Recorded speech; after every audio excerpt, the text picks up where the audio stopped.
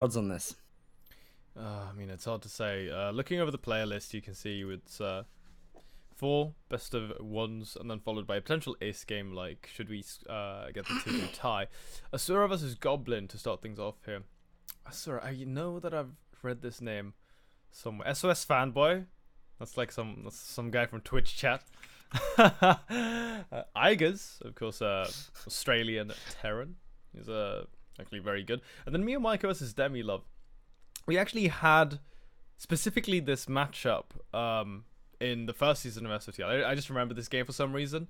It was on Cactus Valley, and I think I believe Demi Love was like the only one to actually take a game in that match, because Demi Love's team lost like 3-1, and he, like I said, he won on Cactus Valley. That's the one thing I remember.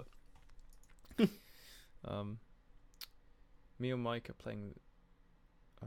Yeah, right. Mio Mike playing Zerg. I feel as. Do you know what I think is interesting? In fact, we maybe haven't referenced this in every single series that we've had. Oh. There's barely any Terran in any of these teams. Oh God, yeah. Have you noticed that? No, like, I did not think about that, to be honest. It just like we've got like 5 Terran players. The thing is, like, when you cast as much as as I'm doing, it sort of just all becomes a haze. And eventually, like, your biases just drop off, and just like, oh, my 50th ZVZ in a row, I guess. Well, look at that, guys. It's another ZVZ.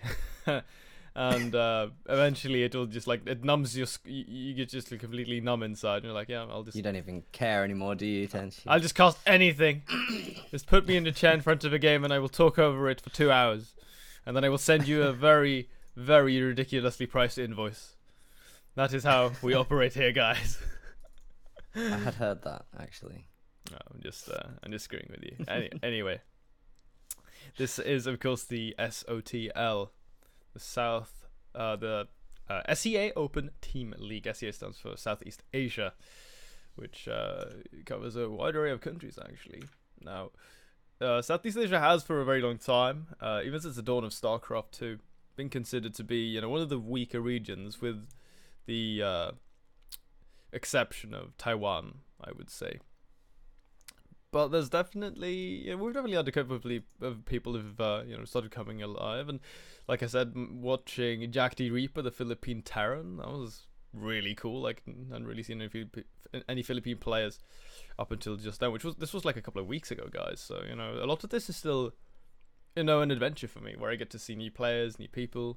It's a shame we didn't get to see him today. I know, I'm really bummed out over that, actually. Like, I would have loved to see him play, because he's really, really intelligent, like with his builds and stuff, and he's got some pretty good decision making, but it's just that his mechanics are sort of like what's holding him back. So, like, if he could, and I think working on your mechanics, it takes a little bit of grinding, but I think it's easier to refine mechanically than to do so with like decision making and intuition, because you have to actually think a little bit more about those sort of things, if you want to improve them, right? Yeah, precisely. So it's interesting when you get to know a player that way as well, because it's a huge disadvantage for them. oh God, yeah, that's 100%. Like, this guy's a little bit down on his mechanics. Let's just hit him pretty hard at the start and micro it. It's being in the public eye isn't all that, is it? That's a very good point, man. Now, quick question for you, because yes. I'm currently 10 seconds into the game at the moment. Okay. The names are completely different. I challenge you to even find the replay. It's taken me about 2 minutes. No, I've got the right one. Okay, good. It's but so I mean, do you want to just reference at the start what these names are, or should we go in and call them what's on the screen? Well, I'm gonna try to remember their names, but with what's like referenced on the screen, like, that's gonna make a little bit more sense, and then we can just break it down later. So, disclaimer, guys, before we jump into game number 1, Asura is running the name IWNL, and then Goblin, EG Disruptor. So the G is for Goblin.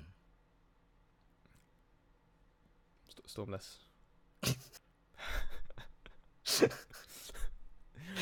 I was looking for some sort of like way to, in a very dumb and obscure way, reference like Asura with IWN. I was just, nah, I can't. I just can't. There's nothing there. No, there's nothing there. Okay, Dan. Why don't you count us in and we can start? Because I'm at 10 seconds. Well, I'm on 10 at the moment. Oh, you are. Okay. All right. Well, let's start this in 3, 2, 1. Play. There it is. Okay, perfect, man. Good job, Storm Guy. So, without further ado, let's get into this game, ladies and gentlemen. Starting here on Interloper. Just waiting for the screen to do its thing. There it is. Now we can finally swap on over. So, down in the bottom right, in the blue, it is our Protoss, e.g. Disruptor, also known as Goblin. Well done. Nailed it. All right, my turn. I'm just feeling the pressure with this one. Oh, my game is frozen. Hand side of Interloper, playing in our favorite purple trunks as the Zerg. It is IWNL, aka Asura. Oh well. From VTLU 1. Okay, you one-upped me there. My game is frozen, by the way. So that's like, good. So if you want to just pause your game for a moment. Yeah, do that for a moment. I'm gonna swap it back over to us. Not sure what's going on here, guys. I mean, I can just restart. It's like, yeah. Well, let's just restart that. You can just keep your game. No, come on. No, it's fine. You don't need to. Like, okay. I'll just be doing. And missed that intro. And then I'll catch up. Yeah, a little bit. Like, I had time to jump over to him. And then it like froze, so it's fine. Okay. So it's still like made sense with introducing him like that. So we'll cut and clip. Oh. That's the yeah, for sure. So one of the things here, by the way, guys, like as to why the sound levels are so different, it's that I'm jumping between being online, so I'm on the like StarCraft Battle.net cloud where I have all my settings saved, and then I have to go offline to jump into the replay, so that's why the sound levels change. So what I'm gonna do is I'm gonna just adjust them manually before I swap over to the game screen. I don't really like having that included, like visually, so I'm just going to get that done very, very quickly here as we come into Interloper again. So I do apologize for the inconvenience here. That did have a little bit of an intermission, a little bit of an issue there. Just going to turn up in-game volume, get music going. There it is. Okay, so how far in are you? 105. By any chance? 105. Okay. So Storm, you have about 50 seconds, and the camera's on you. So entertain us, dance, little Storm guy, dance. No, let's not do that. Let's talk about our predictions for this game. Oh yeah, that's a good one. How about we do that? How about we keep it relevant? Because Protoss and Zerg, I'm trying to think actually of the success rate today, but I don't think we've seen Zerg beat Protoss.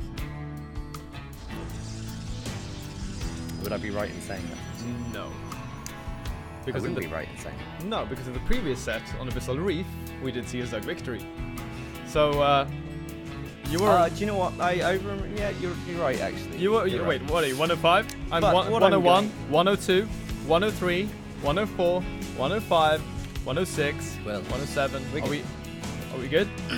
Absolutely. Yeah. Okay, sick. So guys. Interestingly, there we are. Mainly a lot of the point, and I do actually recall that game now. I do actually recall that. But one of the things we've definitely seen, you said in one of the previous games for Zerg, which was like, they have been incredibly aggressive Zerg players today. The whole way through. We've even seen like everything, like queen drops at the start and just total aggression. So it's been nice to see all of that. And even though it's risky because, we've only got the one game, it's not like it's a best of 3 or anything. We discussed earlier, it's been interesting to see that, because if you go all in with that kind of strategy, you run the risk of just losing quickly. We've seen it happen time after time after time. Here we have a lane rush. Did we see a sticking to the trend? 6 in total. Gonna be some light pressure. Wasn't the council that gateway. Probes getting pulled off the line, losing 2. The Zealot gets isolated for a moment there. Getting right on top of this pylon would also be very big if Zerg could shut that down early on. But already finding 2 pro kills, make that 3, maybe even 4. This is actually so much damage dealt economically so early in this game. Oh my god, if he gets a Zealot as well... Dude, you can see that he's really forcing the hand of the Protoss now. Forcing out the Mothership Core before the Nexus. Force that pardon me, the Nexus actually finishes up, but forcing the cancel of the Gateway as well. That's a really, really good hit for RWNL or Asura. 8 links for 4 probes and the Zealot. Yeah, I'll take that any day of the week. Yeah, that's quite a brutal start game. It's exactly what we were expecting.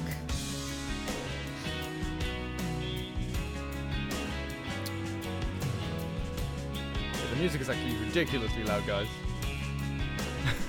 Oh, you are hearing that? Okay, good.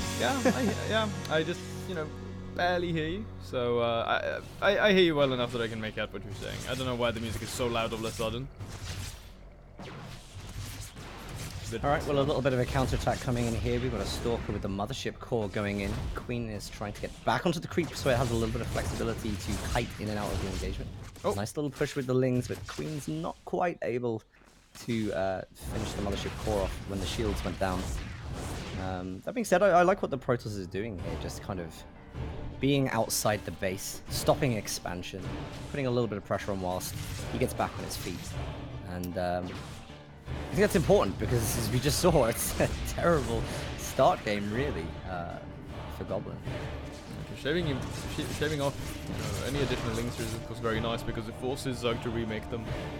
So Asura, or IWNL, actually, like you pointed out there, it's very important to note that the third base is not on the way for Zerg, and we're at the 4-minute mark. So it's going to be a very, very late third base. Even a couple of Spore Crawlers do come down.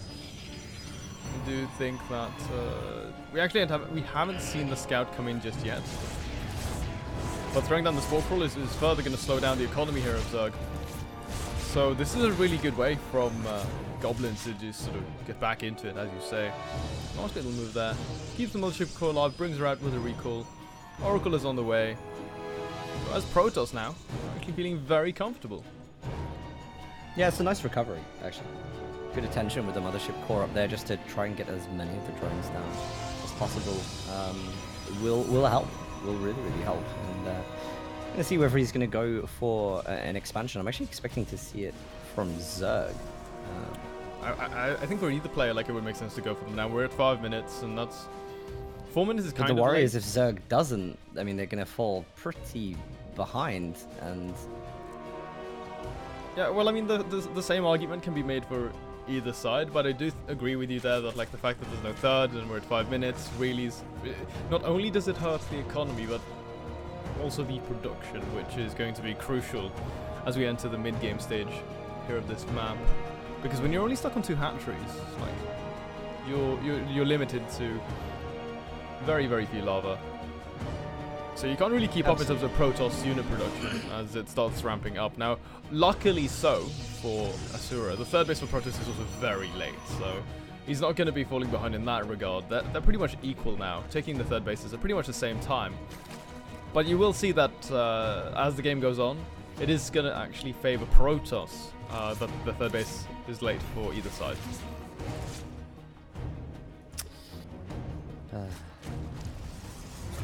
Yeah, I mean, the reason I say it's interesting is because Zerg has so much flexibility when you do have, the ability to just switch between economy and army, just constantly with a good amount of hatcheries. My feeling is that if he goes into these engagements with less than what Protoss has, the recovery is going to take longer, and Protoss will just dominate from then on. Oh yeah, we'll definitely see a snowball effect, especially with its composition. Look, Dan, it's your favorite unit en masse. Yeah. So, I'm just avoiding that. I'm pretending that doesn't exist right now. He's making 3 oracles at a time. Going to go up to a total of 8. No, okay. Yeah, he's got even more. He's not stopping, dude. Hydralisks are light units, okay? I want you to be very aware of this. Have you ever seen mass Oracle versus Hydralisks in these interactions, Dan? I have, yes. Oh, okay. Oh, I'm a little sad now. Would have been fun, like to catch your first genuine reaction, the horror. And, Doesn't mean I don't still enjoy it. it's like recoiling at the sight. So, Adepts are here. These guys, of course, deal very well with Hydralisks, and he can shade after them. Give Hunt, and look, here we go. Here are the Oracles, guys. Oracles. Oracles. Horacles. That's an even better name. How did I not think of that? Yeah, absolutely brutal. It seems like a great composition to be using right now. Oh. I don't really see an answer from Zerg, to be honest. Everything's just dying. It's so fun, like one Spore Crawler will counter one Oracle, but then you come back with 4 Oracles and just all of a sudden Spore Crawler is just the most useless anti-air in the game. Yeah.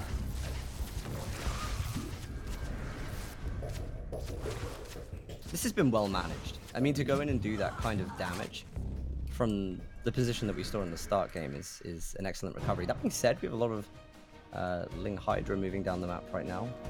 Yeah, but I mean, he lost the bulk of his army, and there's still a handful Yeah, of I Oracles don't think he's going to do anything. It's just, you know, he clearly sees the value in a counter push. He's not going to get anything out of this. And I think actually we come back to this situation we've seen in a lot of the games in these series, which is this desire, and I completely understand, like, you want to try and press any advantage you've got, but I don't think there's any advantage to press here. Personally, I think you can benefit from cowering in your base sometimes. Just waiting for retribution. Mothership goes down, and now the Oracle's like, oh, yeah, oh, we have a job to do, guys. Oh, okay, yeah, and we're done. Can we go home now? Yep, okay, we can go home, boys. Early weekend. There it is. GG. And Goblin takes victory in game number 1. I'm calling it. Goblin had somewhere he needed to be. Convincingly so. It's Friday afternoon. Beer's calling. He wanted to go to the local pub. It's not Friday. It's Saturday, Dan. Just build oracles and finish it quickly. If only I could do the same. Just build oracles, finish the day. But that's it, guys. So that's the first game concluded very, very quickly here with Varun 5 finding the first pickup. Second series is going to be between SOS Fanboy and Igers.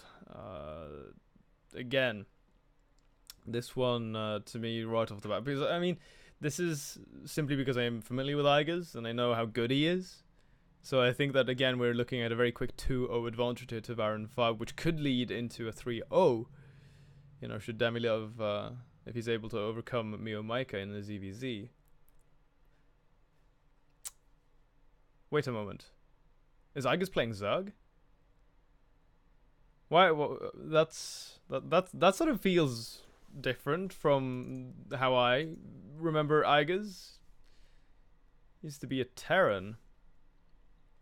He's always played Terran. Yeah, it's I'm. You know what? You scared me. Then I thought I'd uploaded it wrong, but wait. It is. He is playing Zerg. What? Why is he? What happened, Igers? What happened to you? Maybe just fancy to change. You know? I'm. Well, look at this. Wait, trivia. Used to be a shoutcaster for Company of Heroes. Wait, where's that? I guess. Yo. This is on his Team Liquid page. Ah. And then he was like, nah, it's a terrible game. I'm gonna go play some real man's game. I knew that was coming. He booted up StarCraft. I was like, yeah, wow, this is actually a playable game, guys. Leans back, takes a sip from his cold can of pale ale as he thinks back about all of those bug splats and you know. I'm never going to enjoy casting with you, am I? Hanging out with me and joy don't go hand in hand when you're included in that deal. No. It's very exclusive to you only, Dan. So you know, feel special, getting the special treatment. Nonetheless, that's definitely something that's very unexpected for me. I had no clue that Igers had either race switched or that he had chosen to play Zerg in this one. This is a very interesting development because I've never played him. I've never seen him play Zerg. I've only seen him as a Terran, so I have no idea how good he is. But knowing that, you know, like mechanically, when where when you come to a certain level as Terran, like with the mechanics, then they transfer over to like pretty much everything else that you do. So I still sort of expect him to be, you know, pretty damn good because it's Igers. So yeah. Are we ready to hop into the game? Yeah, I'm just gonna load us up and get that sorted out. Hopefully, guys, we're not gonna have another like game hiccup. Don't know why that happens. It's only it happens to me when I'm like loading into an older version, like when I'm looking at older replays and such. So sometimes I have a few problems with it, but hopefully. I think you did it intentionally. I think you were unhappy with the fact that my intro was better. So I think you decided to ruin it. Yeah, no, I'm not gonna make a statement on that, Dan. It's NDA. Yeah, my best friend. Yes. All right, I'm gonna stop at 10 for you. Yep, I'm at 10. So you want to count us in so we can start this off? Okay, well I'm on 10. So if we go in 3, 2, 1, start. There it is. 11, 12, 13. Okay, I think we're pretty good, guys. So just gonna set this up. Get ready so we can hop straight into the game. Just loading. Just loading. Ah, there we are. Okay, Dan, let's go. So here it is. Down in the bottom right in the red. Hailing from Australia, it is Igers as our Zerg. That's right, and on the top left-hand side... I love that you've given me this one. I really love that just use his, like... It's SOS fanboy, Shigeo Tokuda. Yeah, I'm just struggling, you know, whether we do the on-screen one or... Yeah, we'll AKA it for now, but playing as the Protoss. Yeah, I think that's fine.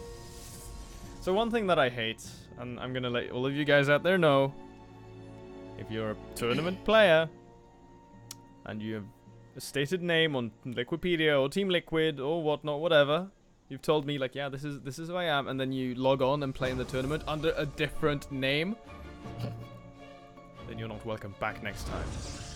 But hey, good thing this isn't my tournament.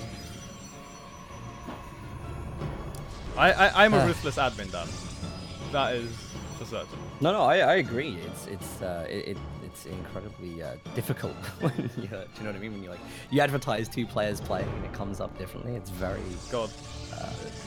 Dan, let me tell very you, difficult. like one of the worst things that I think I've done in my career, to me at least, was like one of my first admin gigs for DreamHack, and we were supposed to have the player Bomber in our lobby, right? And okay. A guy joins the lobby and his name is Bomber. I was like, okay, yeah, that's him. He's got the same portrait and everything as he's supposed to, you know. And then it turns out it's not the real Bomber. And he's been playing the game for 12 minutes. And he's doing well, and it's like a pro level match. We're like, okay, what the hell is going on? That was... I thought I was going to be out of a job there, to be honest, but it was fine. We had a good laugh about it. Important to always laugh about these things, don't you? Just laugh about everything. Like my house is on fire and just sitting there in the flames, like laughing. Like, what can you do?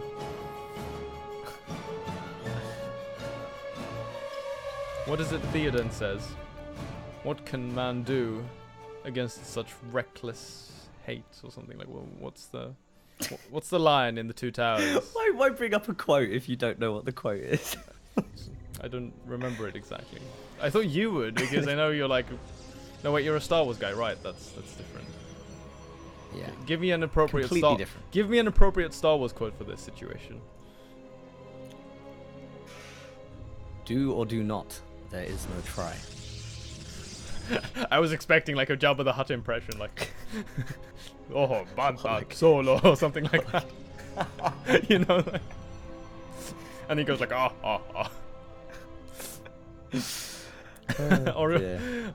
Anyway, let's just have a look at this for a second, because at the moment SOS Fanboy pushing off an entire supply line of drones moving them to another hatchery, whilst Queens try and deal with the adepts here.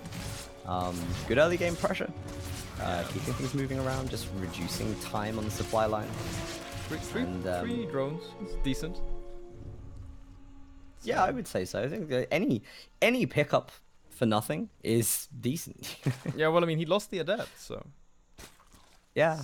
It's not like the song, money for nothing. Okay, this is gonna be a pretty pointless stasis ward. I think I would have much preferred him going in to just kill the drones instead, because sure, it's kind of cute, you disrupt mining, like you lock them out, but it's not for that long, and I really think it's only worth it if you can trap like at least 5 or 6 drones, not only 2. So that's a little bit like meh. I don't think it's great there for SOS Fanboy, but obviously he keeps the Oracle alive, which is the most important part, really. Following this up with a Void Ray, throwing down additional tech. It is going to be the Robo, and you can see moving out, and secure himself his 4th base. He's actually banking a fair amount of money here, and with the Lings in position, they might be able to actually deny the construction of this 3rd base for a little bit longer. So, with that, just a little bit annoying to have to send out another probe. Interesting, we've got Overlord speed on at the moment, so he's getting some good scouting done with Overlords. Should be giving him... I'm interested to see how he's going to start or switch his teching once he identifies. Oh, okay, this is a good stasis ward. This is a good stasis... Never mind. Never mind. That is a bad stasis ward, guys. Never try to do what he did there, because that's a bad stasis ward. That was actually really sick from Igers. Just going for the drone pull and then attacking it, because it's, like if you screw that up, like if you hesitate for just 1 second, Dan, you won't kill it in time, and then it pops off, and like all of your drones are trapped.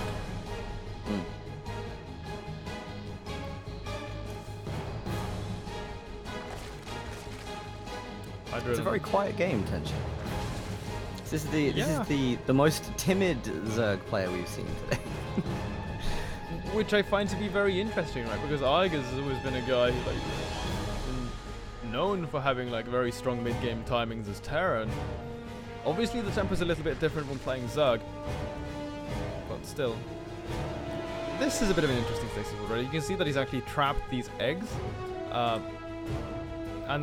so it's actually like holding a couple of these Hydras sort of just locked in time for a moment there. Just gonna slow things down a little bit here, but Igers is starting to get sizable force. 55 drones. He's squeezing in a couple more, but this very much looks like just a 3-base Hydra all in coming from the Australian Zerg. To sort of just remind myself to keep saying.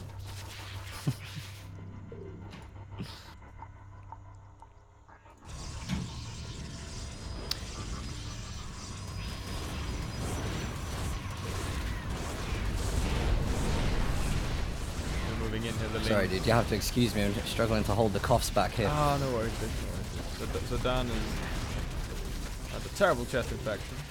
Miracle he's still alive. Kind of say the same thing here for SOS Fanboy, actually. He's this 3rd base is forfeit, man. He's gonna lose it, and with that, his economy is gonna absolutely shatter. There it is, GG.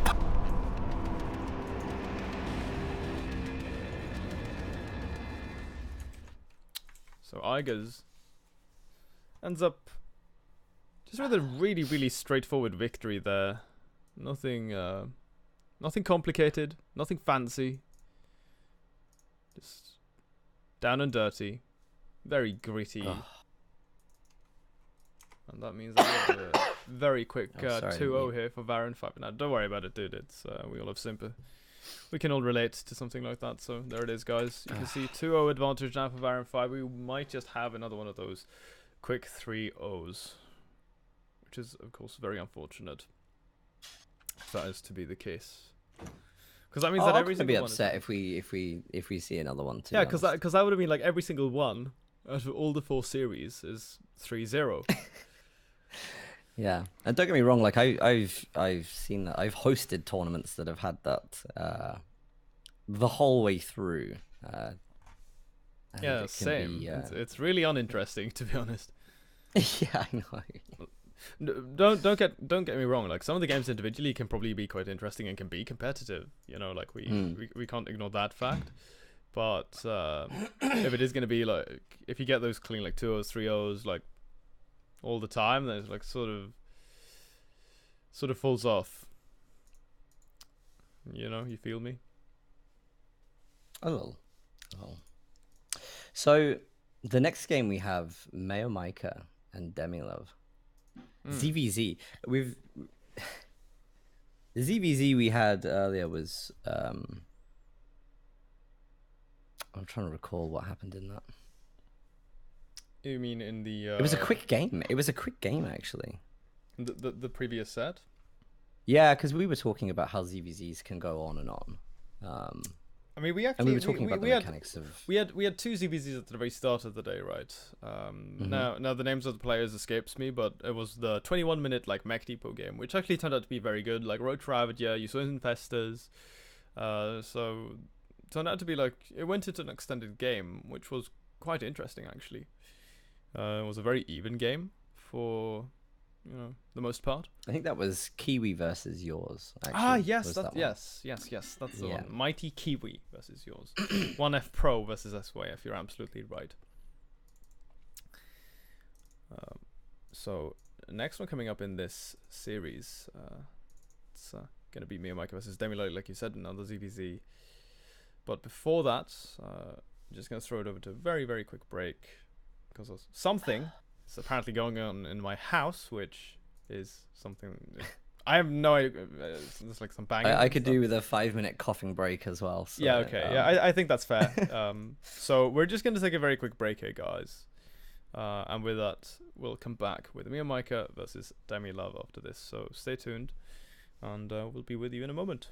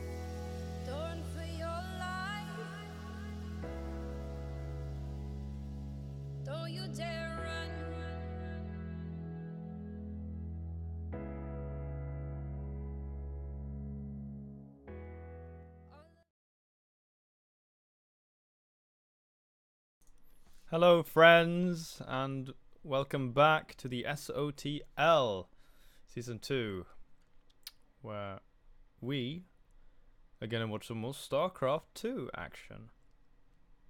Isn't that right, Dan?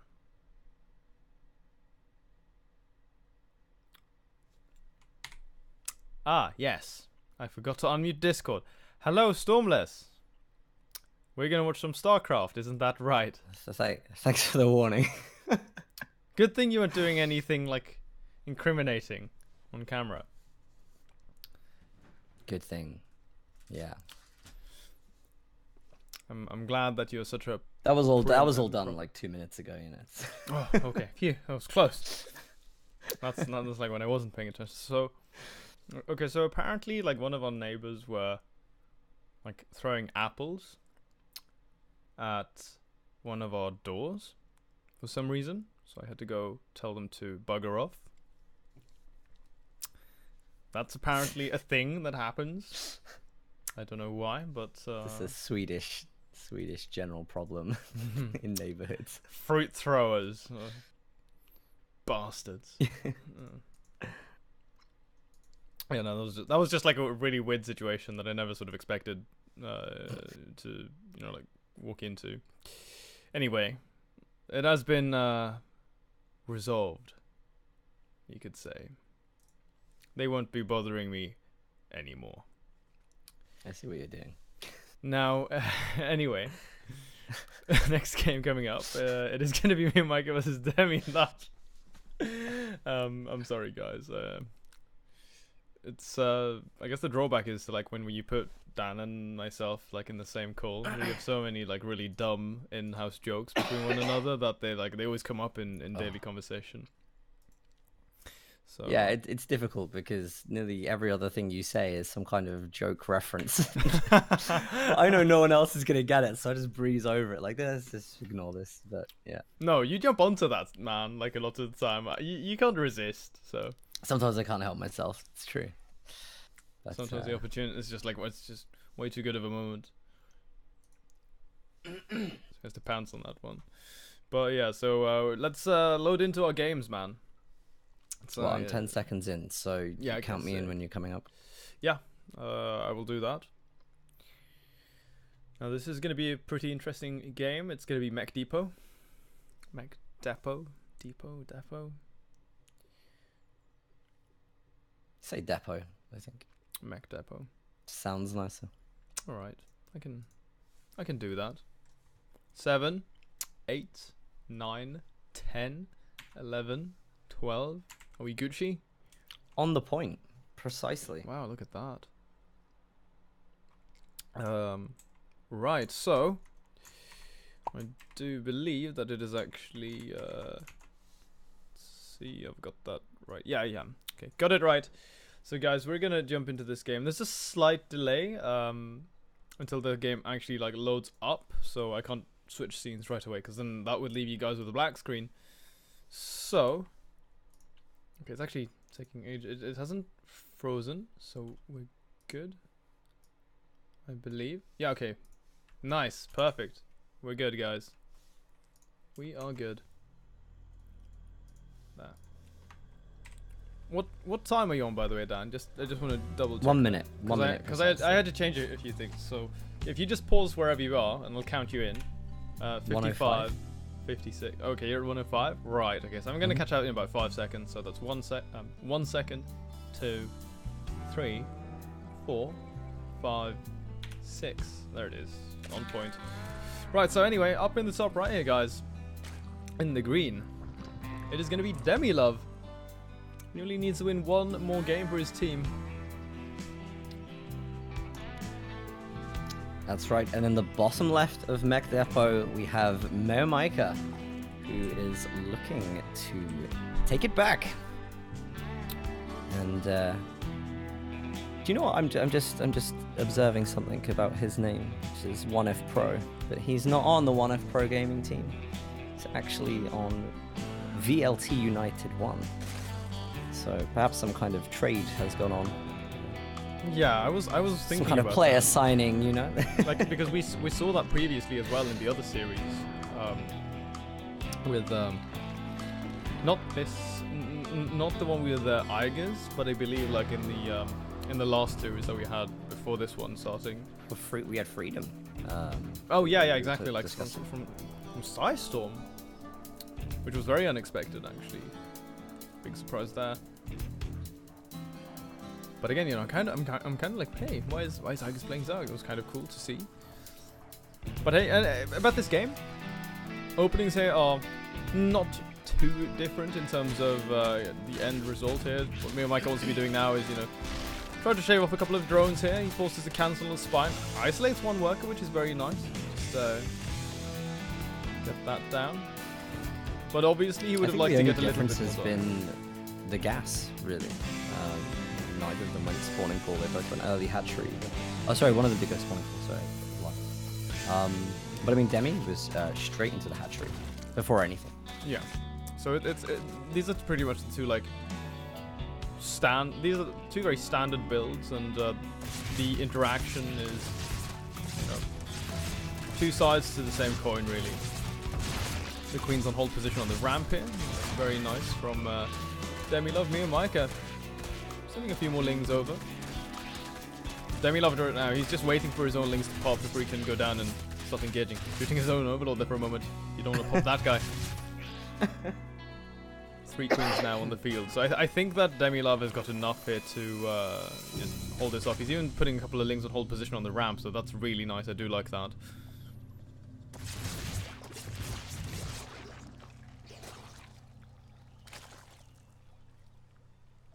A good play. There comes the spine crawler as well, just to help out with the defense of those. You know what the early game for Zerg, I think, is very because it's so fast, and because so much can be done. Do you know what I mean? I do have I have to say, a lot of respect for Zerg players that handle in an early game well, because it is just so much economy, so much speed. Yeah, it's really fast, super gritty. The Zergling and Baneling fights that you'll see a lot of the time, not so much anymore, but like back in the day, just. I mean, to a certain extent, it's still very common, but just not 100% of the time as it used to be.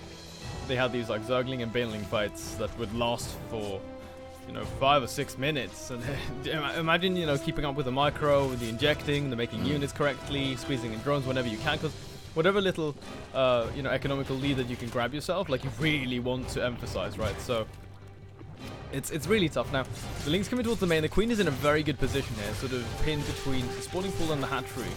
So the Lynx will be able to get on top of her, but instead they're actually going to be able to shave off a couple of drones here, which, again, does put me and Micah slightly ahead. Obviously, he was behind in drones after that initial opening, but then because he forced his units out of his opponent, he can take that time while he controls the map with the speedlings to just get ahead a little bit economically. Absolutely. I think he's obviously going to scout as well. It's mutating to lair. Yeah, he catches that, sees the Roach Warren and the double evolution chamber. So it's quite straightforward here, you know, what Demilove is going to be doing. Even the third base gets spotted out here. So I think Miyamika, you know, he's feeling comfortable in that regard. He's going to go for a Spire. So again, we're still seeing the trend of the two complete opposites in terms of the decisions being made for each stage of the game. The mid-game choice here for Miyamika being the Mutalisks, whereas Demilove is going to go for the 1/1 Roaches. And so how this is going to work out, Dan, is that the player will be going for Mutas, in this case Miyamika. What he needs to do, he needs to catch the Roaches as he come across the map with those Mutalisks to start damaging them. Optimally, if he can do so before Demilove even moves out with his Roaches, so he can start attacking the drone line a little bit. Because the Roaches on the ground, they act as a biological sledgehammer, and they will just pummel through everything you have on the ground. And then it's all about the Mutalisks just cleaning them up before they do too much damage. So it becomes more a game about damage control for the Mutalisk player than anything else, really. Because there's Zerglings versus 1/1 Roaches, they just don't cut it, simply. They get 2-shot by these Roaches, so they're going to die very, very quickly. Yeah, I mean, I'd say this is my idea of an interesting ZVZ. When there's two entirely different things going on. Oh, okay. Neither Swarm, dude. He's going to completely bypass the entirety of the map. Like, it's not going to be... Okay, never mind, I say that, but the overseer on his opponent's side of the map goes down, which means he can't actually utilize the Nidus network, which would have been so sick to see. Huh. Okay, now this game is all of a sudden like very different again. Oh god, the Lings get in. They're gonna surround all of these units. Obviously the Roach is well upgraded, but oh god, the upgrades haven't even kicked in just yet. Then soon nearing completion, but he's losing queens. The drones are getting pulled off the line. They're gonna have to evacuate inside the main base. They're wide open for the taking. And so many drones are dying, Danny. I don't think me and Micah could have asked for better timing than that, really. You're right, man. Queen in the main goes down as well. The Lings are still running amok. The Queens are on hold position, they will isolate them so they can't keep bouncing between natural and third base, but the Mutalisks are out now. There are Spore Crawlers down and a good number of Queens. But Micah, with this, definitely pulling ahead now. You can see he's ahead in the drones quite significantly. He's got a third base up as well, adding in more Mutalisks, as well as +1 flyer attacks. And this is a Dem. He's just going to pull the trigger on this attack. He's like, no, I don't think I have time to recover. So he's just going to go for it in the main base. If he could just Nidus is about to pop. Yeah, I'm not sure if he has enough anti-air, though, to keep the Nidus worm alive, as well as his units. There it is. It pops, Queens go out, and they're just going to die. And that's actually a big investment. A lot of money thrown in that Nidus and losing those Queens. So that means like even less in terms of the anti-air. That was a tough pop. A good response though from Micah. I mean, he's clearly got his eye all over the place at the moment. No, you're very right about that. Potentially, he's doing a little bit of scouting to the north, maybe looking to expand again. Seems like they might be a little bit too far. He'd probably want to pop just a little bit to the east of his main. You can, you could either go for this base just north of his third. You could also go for the one sort of towards the center of the map. The world is his oyster right now. He's got total map control. He's got these +1 Mutalisks. The Roaches have been pushed back already, as well as that Nidus attempt. So now the Lings are going to run in towards the third base here. Roaches coming over, and they will be able to deal with this, push them back. But the danger is going to be the Mutalisks. I honestly don't think these Queens are going to cut it. You can see that they're doing a lot of damage, but Micah is being very, very, you know, conservative with it. He does not want to overextend and end up losing them. Interestingly, just like you said earlier, we've got those Mutalisks potentially going to catch the Roaches as they're trying to push on a counter. They're going to come in now, and I don't think there's much in the way of support. Oh, he got Burrow. Okay, I did not notice that he researched that. This is so smart. Tunneling Claw's done as well. And he's spreading himself out all over the place. There are 3 Spine Crawlers in this base, so those are going to be absolutely massive. And with everything here, detection shows up. He will start cleaning that out. Natural coming under some fire, so finally we're seeing Demilove get a little bit of counter damage dealt. Main base now completely void of any sort of mining operations. Natural did get cleaned up. Roaches fell, but he's being very smart about this. He's hiding away a couple of Roaches, but the problem is going to be that he is never going to be taking a 4th hatchery with so many Mutalisks in the skies. No, that's going to be way too difficult for him. I'm actually a big fan of this composition, mainly just for its speed and flexibility. I mean, he's all over the map. You see him, you know, he kind of dips over to the north, scouts, comes back down, catches anything that's moving, you know, off of creep just so fast.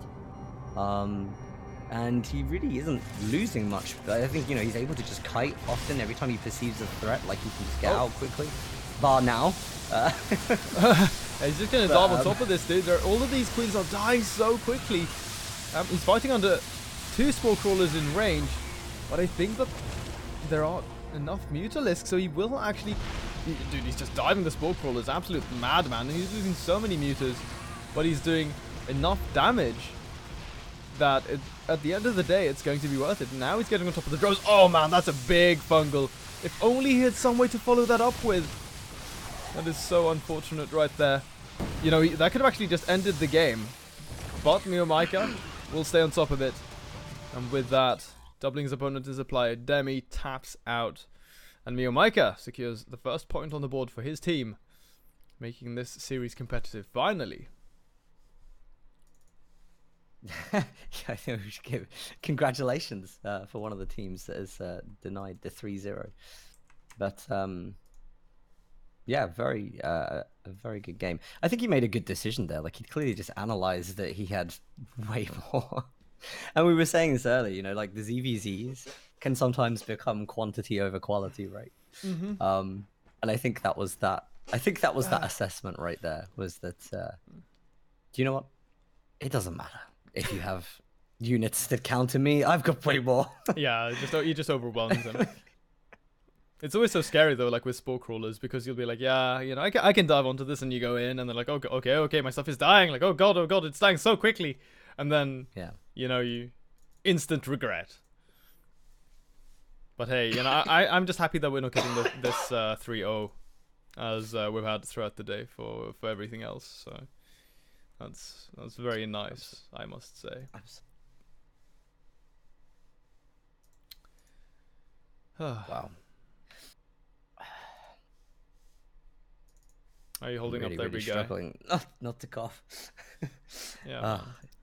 It's getting worse and worse with talking, I have to say. Yeah, you know, like you noticed I gradually just got quieter and quieter over the over the day. I've noticed, which is why, like, if you know, like if you want to like sit this one out, it's like 2 more games max, then you know you can do that. No, I'm good.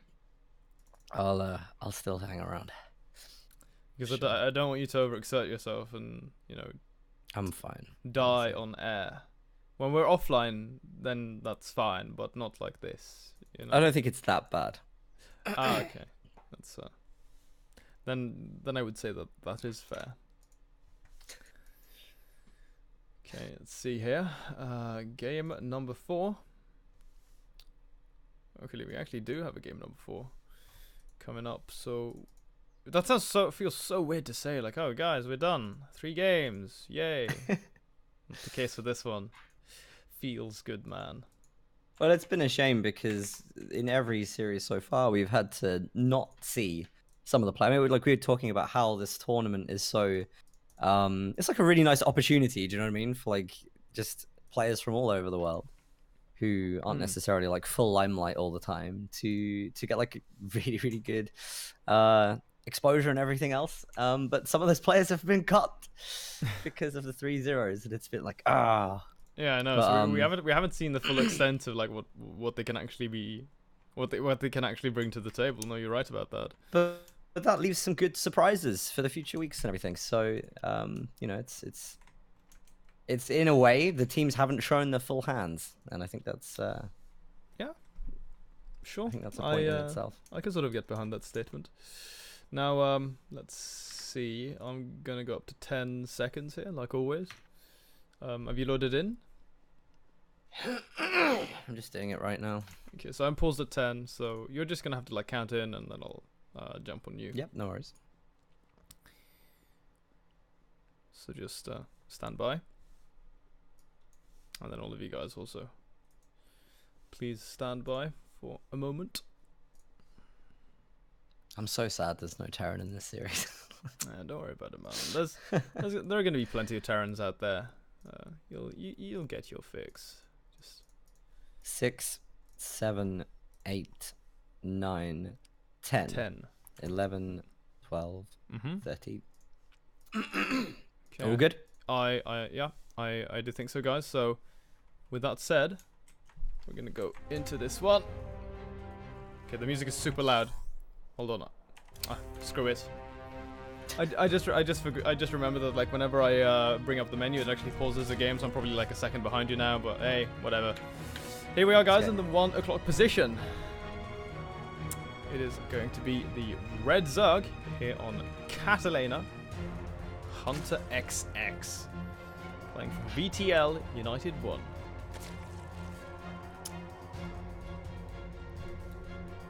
That's right, and at the 9 o'clock position, we are looking at the pink Protoss player today, Schnitzel, who is playing on behalf of Varun 5.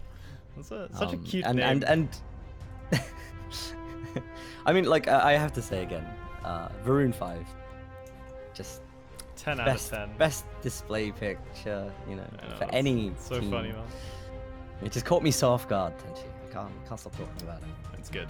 Solid. Schnitzel has gotten the scat right away. So he sees what Zerg is up to. It's nice to sort of get in there early on. One get expo here coming out from the Protoss, so nothing weird really. Just very standard from either side. I think that's what I like to see, though. I like to see this Oh. standard game because, you know, I don't want to keep making this point, but when it's not a best of 3, then you know it's such a risk to do something crazy. Oh, that's You know. fair.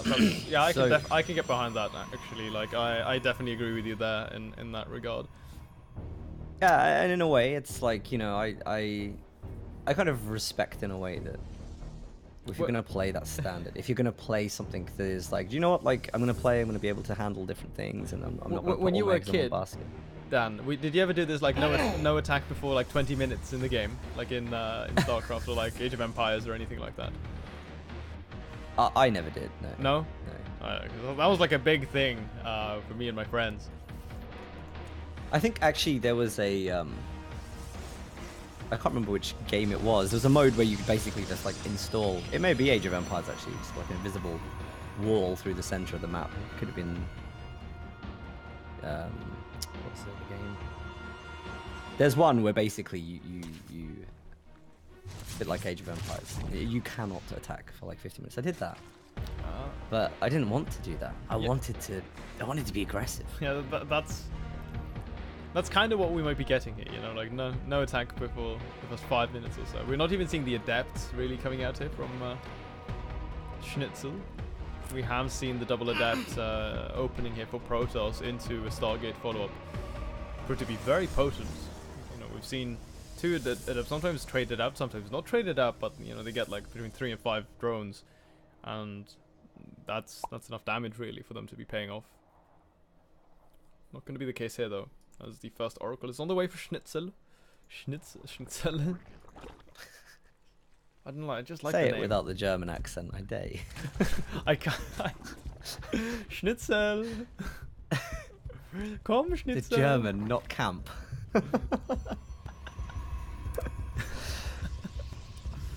Oh, do you know what this? Do you know who this makes me think of now? Only one man, Stormless. Only one beautiful No. man. I want to say James, but No. He's tall and very blonde. Oh, okay. He's like James but superior. I feel so bad for James. He's not even here to defend himself, Tenchi. So mean. Let's be real, it would have been a very weak defense anyway. Anyway. About our boy Love Nest. All have to pay respect. Anyway, 2 of the gateways. 2 more gateways coming down in the main right now. We do have the Stargate, and we're already seeing those oracles starting to chase down the Zerglings across the center of the map. Things are starting to get interesting. It's been a slow start, and definitely different to what we've seen a lot of today. We've seen a lot of quick games, and actually I really hope that we get a long game here, because there's so much to be talked about. Yeah, this one is actually panning out to be like super standard from the Zug's perspective. He's getting +1 melee upgrades in tandem with his Lair and Baneling Nest. Protoss is just about to go secure his 3rd space. This is a good surround, however, getting on top of the sentry, taking all of these units down. 2 adepts survive, but that's very nice. Forcing a photon overcharge, killing the sentry. That's 100 gas that needs to be reinvested into. So, Hunter X, man, you're feeling very happy about this. Nice little stasis ward there to sort of keep things pinned back. Protoss will be able to get this base up. Probes were blocking one another for just a moment.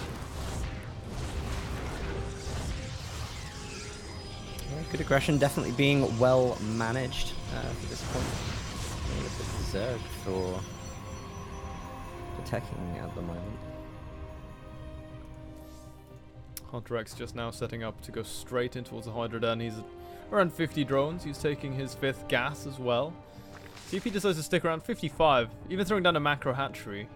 So he's gonna have a ton of production within the next minute or so.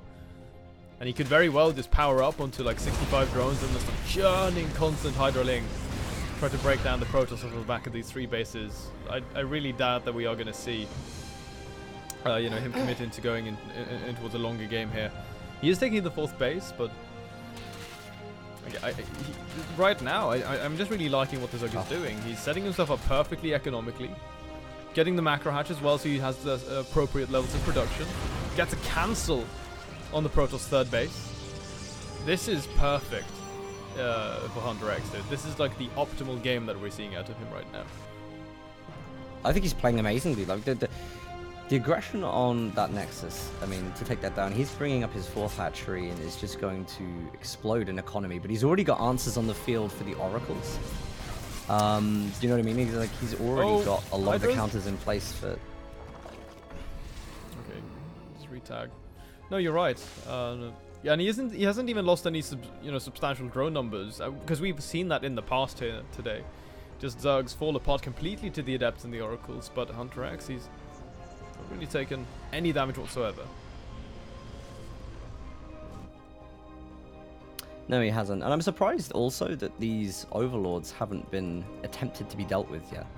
Because, I mean, the position that they're sitting in is... Do you know what I mean? There's a constant recon. And you want to be denying intel like that to your opponent. You know, like... Potentially, you know, I'm not fully in this game yet, right? This is the new thing to me. This is a basic thing of any strategy game. You don't want your opponent knowing what you're doing. Yeah, exactly. You know what I mean? You want to conceal what you bring out of the base and push. So I think actually that needs to be dealt with as more of a priority. Because Hunter, on top of an already good advantage, is finding way ahead of time what he needs to be building, how he needs to be teching, and what to expect. Playing a very, very good game in lieu of that. No, I couldn't have said that better myself. That's really key. Force fields do go down, but they're not good enough. The Banelings roll on through. And Schnitzel loses his entire ground army. The Hydras are there. And, yeah, I guess he just falls over. Flops over and dies, boys. I was expecting a bit more of a longer game, but as was I. That game was very well played by Hunter, I have to say. It really was, like, super, super clean. Textbook Zerg. I love the macro hatchery. So, like, even at the top level, like in Codesk Korean Zergs, you'll see them skip the macro hatchery sometimes, as if they're not thinking about it or something like that, and then they end up like falling behind a little bit in terms of production, and they just like die because they can't produce enough because Protoss gets away with the super quick 3rd. Schnitzel not only denied the 3rd base of his opponent, but he had the foresight to throw down the macro hatchery and the 4th base simultaneously. He had so much production, dude. And that's exactly what you need and what you want to have when you're going for this kind of composition. That is very, you know, lava inefficient when you're just making a ton of lings. So, just some great stuff, to honestly, coming out of Hunter X. And for me, that just looked to be like very high quality Zerg game sense, really, and love seeing it. Feels good to, you know, see that. I'd pin that down as one of the better, you know, more stylish gameplay that we've seen today. Hands down, like looking very, very solid. I guess, like, I mean, obviously there are other players out there that also, you know, played very well, but I just for some reason feel as if Hunter X did it in a way that I like the most. You know what that means as well, is that this is actually, not only have we sorry, not only have we had the first series that isn't a 3-0, we've actually got a tie at the moment. We've got a 2-2 situation, which means it's time for we're going to get our first ace match. Yeah, dude. The fact that we get everything packed into the final series like this, like a Kinder Surprise. It is. It's like a reward for waiting around. You know what I mean? It's like, don't worry, guys. We saved the really dramatic stuff till last. So, yeah, I mean, do you know what? This could have been a 3-0. Could have been. Could have been. Could have been a 3-1. You can say anything you want, I guess, can you? But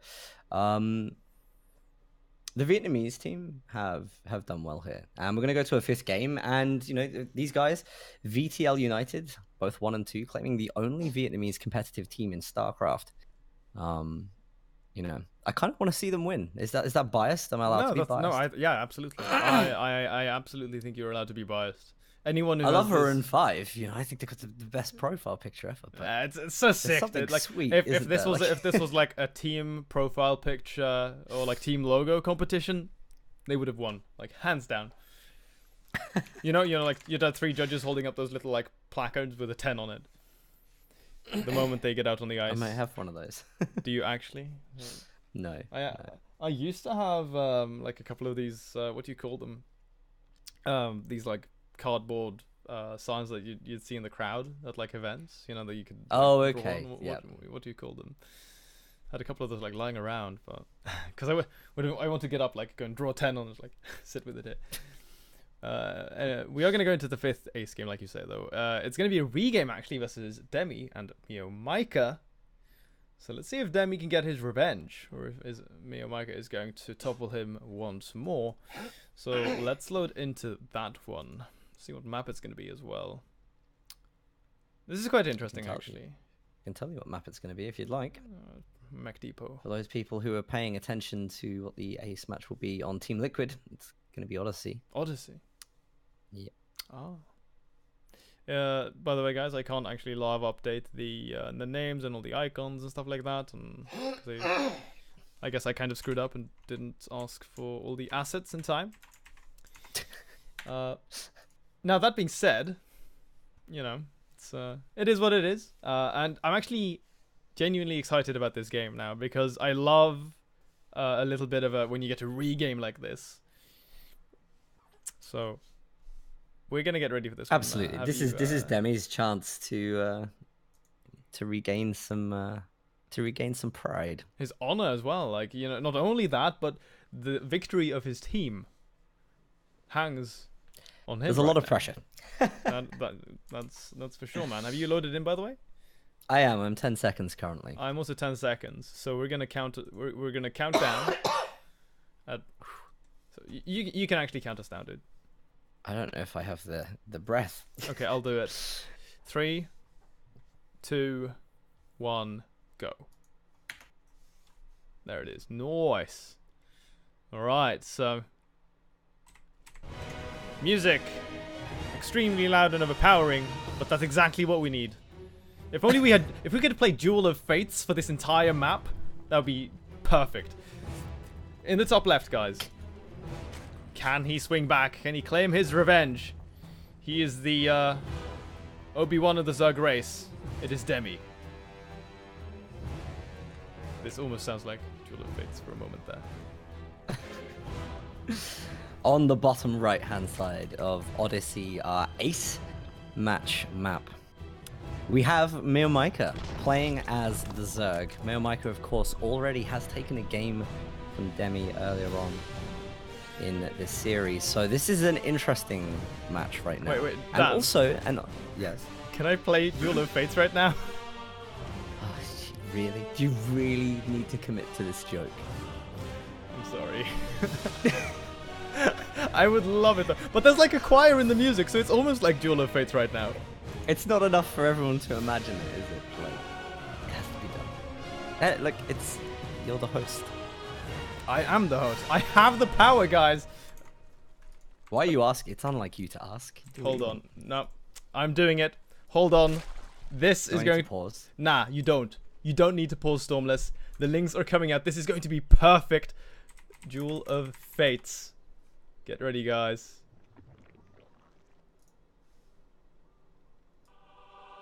Oh, it begins now.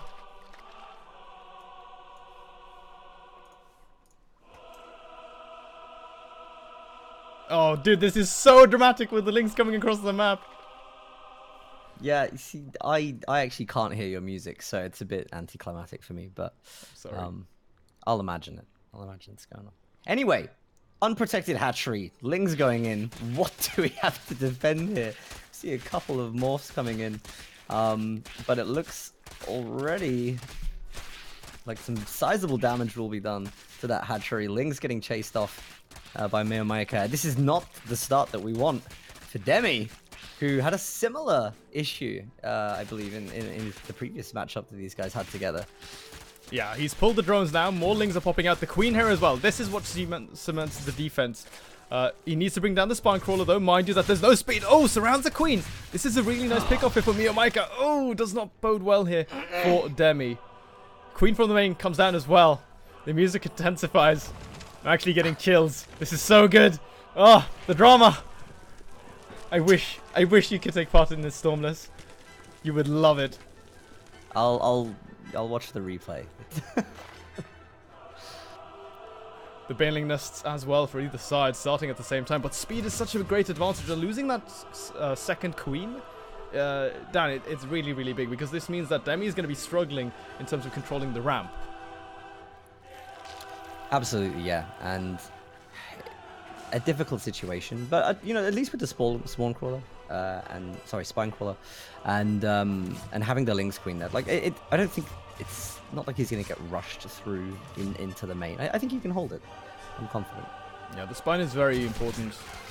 As you pointed out, like, it's going to be two-shotting these lings, so as long as he just stays back in range of it, I think he's going to be good. I think he's doing well as well. I noticed that he's, you know, constantly managing the creep, if that makes sense. So he's keeping the creep advantage and kiting with it. It's, you know, so yeah, that's true. I actually really like that you point that out, because it looks like it's something that doesn't really matter in the grand scheme of things, but this one creep tune, it gives him a little bit of extra vision just forward, and it also connects some creep there on the ramp, which means that his queens have improved mobility, the banelings are a little bit faster if they need to readjust. So just as Stormless points out there, it's just like a really nice little detail that can do so much for you on the defense. And well, Miomaika, he's had enough, so he's just going to back off for now. It's interesting because it works in a number of ways. I mean, actually having creep there to the spine crawler actually allows the Zerg to get quicker over to you. Do you know what I mean? So that you kind of want to be on the edge in a sense, don't you? Mm. But yeah, it's one of the great things about this game is just the art of positioning. Okay, now oh my god. Replay froze. So that's like really anticlimactic, actually. All that music. I don't know what's going on. Why this is doing this thing. Oh wait, no, I do know why it's doing this thing. It's because we're loading into these older replays. So pause there for a moment, if you will. Absolutely. 5-10 for me. Roger that. I do apologize, guys. Cough broke replay. I hope that's not happening. It was like perfectly timed with when my game froze as well. So okay, guys, I'm good again. I apologize sincerely for the inconvenience. We're gonna just relaunch it, get it back in. It's no problem. Oh, I do see my boy SC2 Snow in the chat. Hold F to pay respects, guys, for Snow. He's about to retire from StarCraft. It's had a very rough time. He's probably the worst Zerg in Australia right now. So.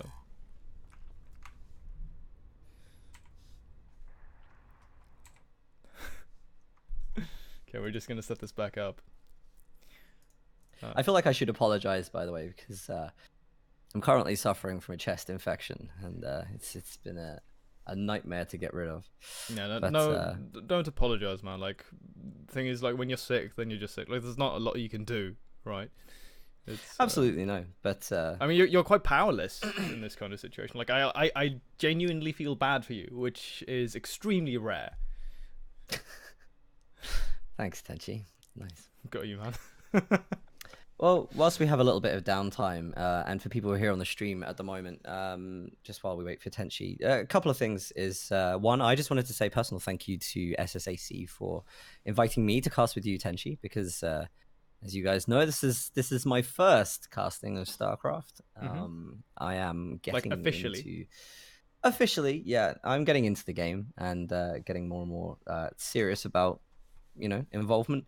And just like a lot of the players here and a lot of the teams, like I've been given a very nice opportunity. So thank you guys for that.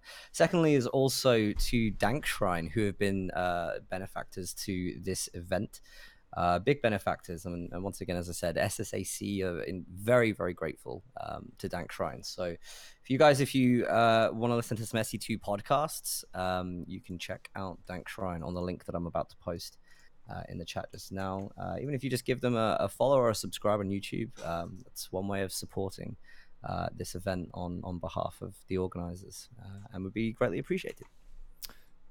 Yeah, that's I mean, couldn't really say that better myself. What time are you at, by the way? Quickly, I just want to check that. 5:10. 5:10. Right. Yeah, I'm 9 seconds behind you, so I'm catching up. Okay. Moving forward, 5:06, 07, 08, 09, 10, 11, 12.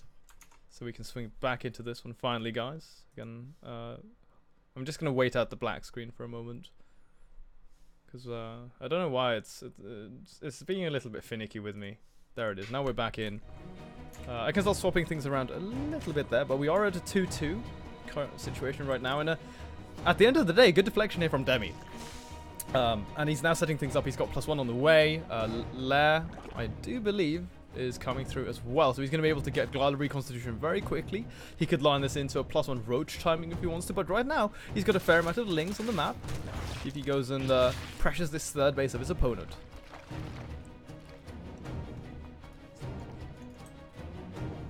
Yeah, it's interesting. Now we really get a chance for Demi to kind of put his foot down. I do want to say I do think he managed the start. It was very unfortunate. I do think he's managed it well, but we still, I believe, have favorability for Miyamika. I'll appreciate if these guys don't do what we've seen a lot of today, which is just dive in deep, you know, like just survive a counterattack and just instantly dive back in. Because whilst, yeah, okay, it's appropriate a lot of the time, it hasn't worked at all today. It hasn't worked once. Yeah, no, that's right. And sometimes it's better to just wait a little bit longer, make the best of the resources you have, and go in with the best chance. And we haven't always seen that. So, you know, here we go. We have another push from Miyamika coming up. A lot of roaches, backed up with some lings, morphing into banelings. So there's going to be a lot to defend here for Demi. Yeah, this spine crawler again, it's that he built a little bit earlier on, is going to help out. This Roach Warren is very exposed. If he loses the Roach Warren, he's going to be in big trouble. Not going to be gunning that down just yet. A couple of Banelings come on through. Actually a ton of Banelings move in. And if he just right-clicks on this Roach Warren, it is going to go down!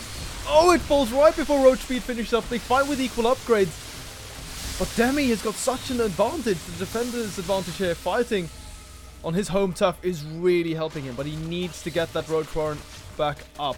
The Lings are back over here towards this third base of Miyamika, doing so much damage. If they can gun this down, then they're going to be actually reset there for Miyamika, and Demi is going to find himself up one base. Oh, it's so low on HP. Oh. There's one more Ling. Did he leave it? Oh. It's so close. Tenshi, it's so close. It looks like he's bringing some forces over to maybe try and see if he can finish that off. As soon as he sees Miyamika in the center, maybe he'll pull some Lings around, but no, they're going to be morphing into Banelings. This is interesting. This is very interesting. A lot of work's obviously got to be done to get that hatchery back into stable condition, because there's a huge advantage to be taken there if Demi decides to go for this, which I believe he's making his way over to you now. Yeah, mate, dude, he's up right now by a good amount of workers there, 47 to 35, you can see, and he's moving across the map here with a few more units. He's actually pulling back home. With a handful of units here. I think he spotted out that Zungling counterattack. Yeah, he did. So he's just going to pull back a couple of Lings and Banelings to deflect that. But now, Miyamika, where are his units? Where are all those roaches? They were posturing around by the third base, but they're actually not too many. And Demi's actually significantly up in supply as well. He's moving forward. Defender's advantage not coming into play right now here for Miyamika, and Demi might be able to actually break on through here, dude. It's difficult because Miyamika is also pushing the third hatchery at the moment. Takes down the queen. Is going to get a load of drones. So, oh my god, Demi's going to have to pull back. It was a perfect counter strike there, identifying all the roaches. You know, they're slow moving across the map. There's no creep. He got plenty of time to take down his hatchery and pretty much reverse the situation we saw a second ago with a successful takedown. Okay, that's a huge massive Bane hit there. But yeah, as you say, dude, what a reverse sweep here from Miyamika. It was looking so dicey for him. Now, obviously, Demi's still up in supply, but Miyamaika has had enough time to get +1 carapace, which is really going to help his Zerglings survive much longer versus the Banelings, for instance. It takes 2 Banelings now to kill Zerglings instead of only 1. The Roach is as well not going to be 2-shotting them anymore in the same sense. So this +1 carapace upgrade actually really helpful for Miyamaika, who's also got Ravages into the mix now. Still behind a little bit in army supply, but moving forward here, Demi, you know, he might get overrun here. Yeah, I think he needs to be very careful in this situation because he's got himself back into a good position, which can easily be thrown if he overcommits to this. I think they're trying to judge. I think he might. This is a very close engagement. Yeah, Link streaming in here to slow things down, targeting down some of these Ravages. I think that Demi has enough now, as the Link's coming to reinforce. These guys are so quick on their heels as they stream across the map, and he does get his revenge, and he takes the game, and with that, secures the series for his team. Nice. Wow. That was actually good. That turned out to be a really good game, guys. That was a very, very good last game, actually. And a very, very good game as far as ZVZ goes. That's really well played. So back and forth as well. I have to say that even with Miyamaika taking down that hatchery and then still turning it around, you know what I mean? Like, this is still right. I've got to get everything I've got to get, everything that I've got to my name and take it to the opponent's base. You know, a real like real Lord of the Rings style. We take the ring straight to Mordor and come out successful. And congratulations. Take the ring to Varun straight 5. to Mordor. Hey, come on. You pinned me down as a Lord of the Rings guy, so I had to bring out some kind of reference. Fair. But yeah, sad that the Vietnamese stronghold in StarCraft 2 hasn't unfortunately won either of their series today. But the guys in VTLU 1 did very, very well and put on some excellent games. Yeah, really did. Hunter X especially, quite excited to see more out of him. And Miyamaika also played very well. Let me just mute my game. There's so much like jumping in and out between StarCraft. That's like online and offline. So much. I'm sorry about that, guys. So obviously, if there's one thing that I'm like notorious for, it's terrible observing and terrible production. Like those two things, when I have to do them, you know, in the setup that I'm not too familiar with, it's like 10 times as bad. But I don't care because StarCraft is cool, and it's a man's game.